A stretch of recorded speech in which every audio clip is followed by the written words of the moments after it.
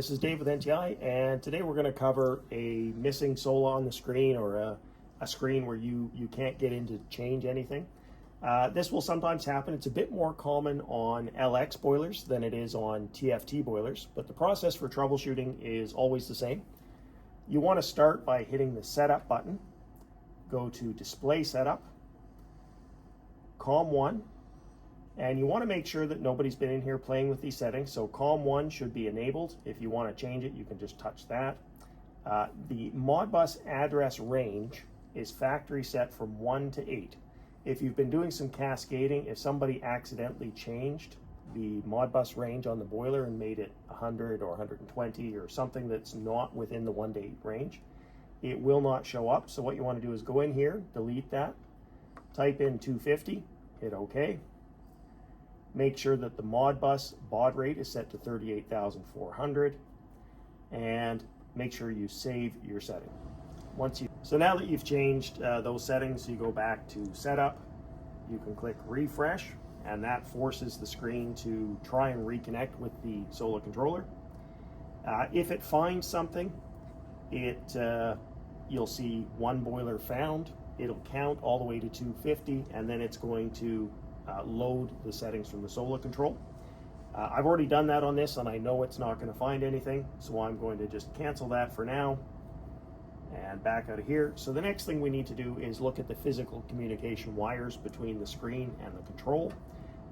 The reason the LX is a bit more prone to seeing this fault than some of the other models is simply because the screen is on a hinge and it gets removed for servicing.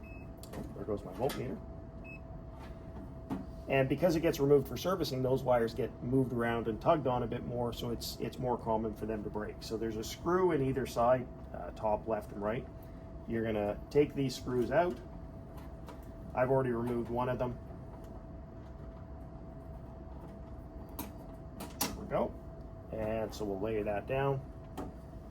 And what you want to look for, and it's probably best to power the boiler down when you do this, so I'm going to turn it off now, is in the back of the screen, you're going to find a black electrical connector like this. And in a lot of cases, you're going to see just a loose wire like what we've just seen there. There's a couple of fixes. Sometimes it's just a matter of reinserting the wire, tightening down the electrical connection. If you need to, cut just the last 1/8 inch off, restrip about 1/4 inch of wire, insert it into the connector, and tighten the screw down.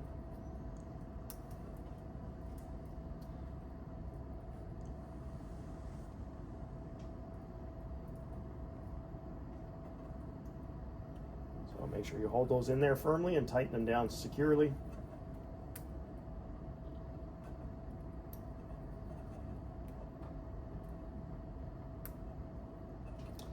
Careful with the red and the blue over here, especially if they're frayed or if there's wires hanging out.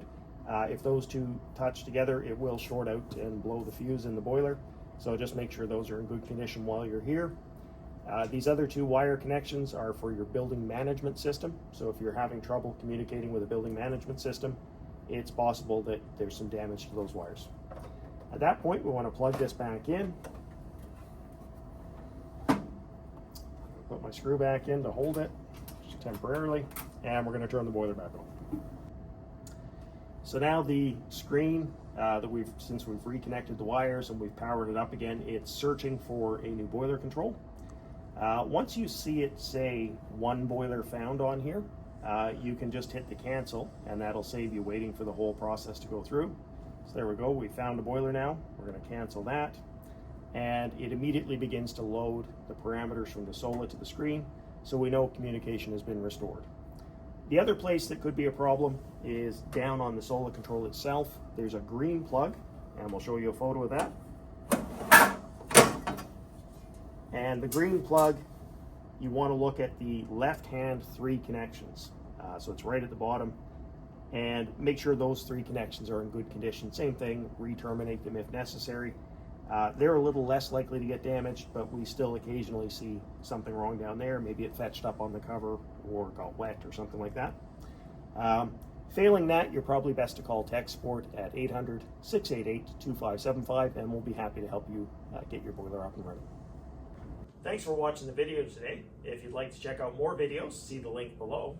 don't forget to like, share, and subscribe to our channel for all the future updates. And also check us out on Facebook, LinkedIn, and Instagram.